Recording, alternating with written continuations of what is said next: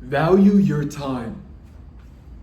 I might have made videos like this before, but this video is going to be strictly about who you should meet with and who you should probably do a call with, and then who you probably shouldn't talk to at all. So let me first do who you shouldn't talk to at all with your time. You should not dedicate any time to those that simply don't appreciate you for who you are and who disrespect yourself, especially your character, but most importantly, your time. Who do I see that is a candidate for that?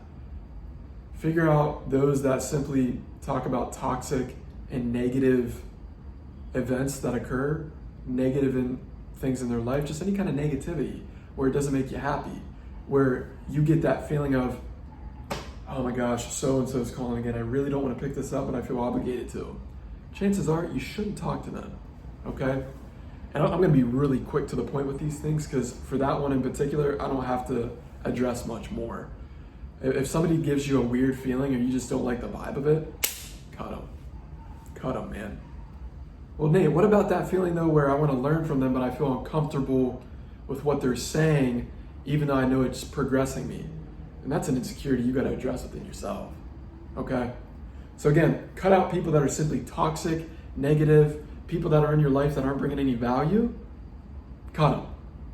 Call it ruthless, thank me later. So what about those people that are in your life that aren't necessarily just toxic, but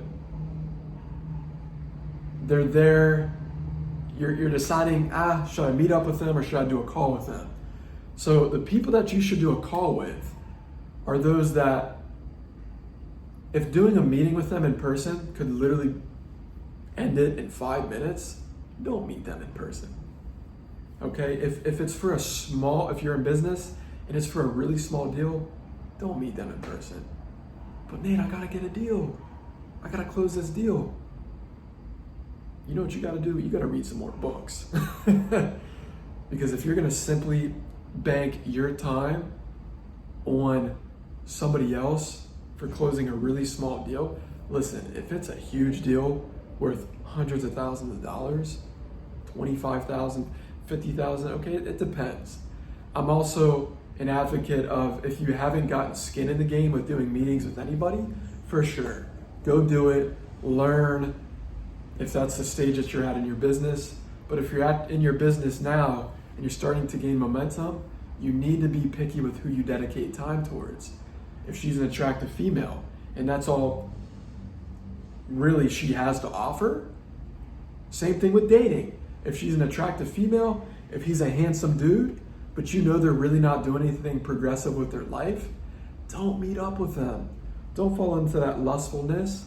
That's what it is, it's lustfulness. What's your ulterior motive? To have sex with them? To step your game up? And again, it's great to get experience, you can do that. But if you're early on in your career and you're gaining a lot of momentum, you have to be cautious of this. Because there are some time and energy suckers, ladies and gentlemen. You have to understand that. And you have to be cautious on who you dedicate time with. Listen, I'll meet up with somebody that wants to chat business and I know a deal's gonna get closed.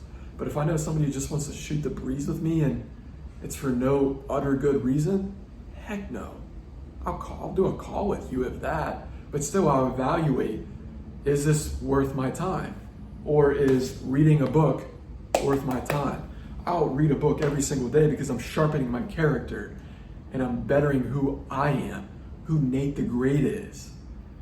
I always look for activities, okay, how is this gonna make me better? Maybe you shouldn't have met up with that person. That's okay, don't dog yourself out. What can you learn from it? Life is all about lessons. It's called the game of life, as Florence Shin puts it. So how do you decipher people to meet in person? So the people you meet in person are those that simply pour into you.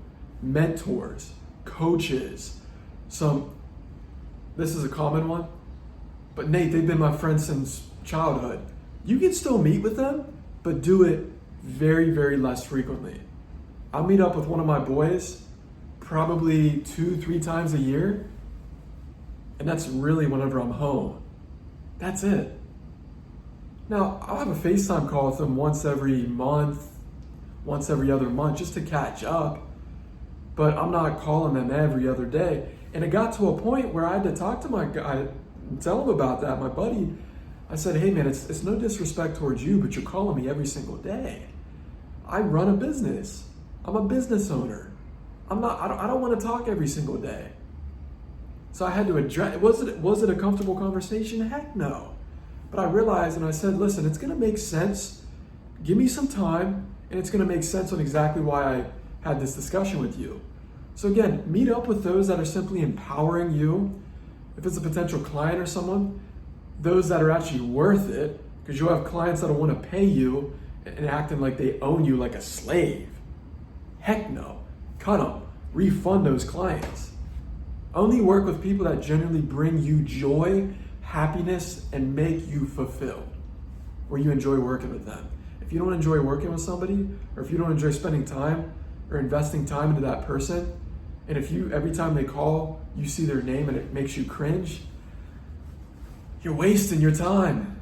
Just cut them. I'm making this video so you can understand exactly who you to invest your time into and who you probably shouldn't invest time in. You know, I did a call today and I could have met up with them. It was originally supposed to be a meetup, but it didn't turn out to that. The universe said, hey, it's not going to be a meetup, you're going to do a call. And after the call, I was like, yeah, I see why it was meant to be a call. Because I'm just feeling the vibes out, man. Again, there are perks to meeting people in person because you get more skin in the game. But at the end of the day, when you get to a certain point in your life and your business, you don't need to do that anymore. You understand who you're becoming. You understand the track that you're on, where you don't necessarily need people. You get to a point in your life where people need you. Yeah, you might need other people that are crushing it in their field, but you gotta understand, what frequency are you on? What wavelength are you on that you're operating that others aren't? And for the others that aren't operating on those wavelengths, you'll know. You'll be able to pick them out like puzzle pieces. So again, respect your time. That's the ultimate goal with this video and just this message is understand who's worth it, understand who's not worth it, be ruthless, be straight up with people. Some people get offended. Well, if they get offended, they probably shouldn't be there. So have some more respect for yourself. Respect your time.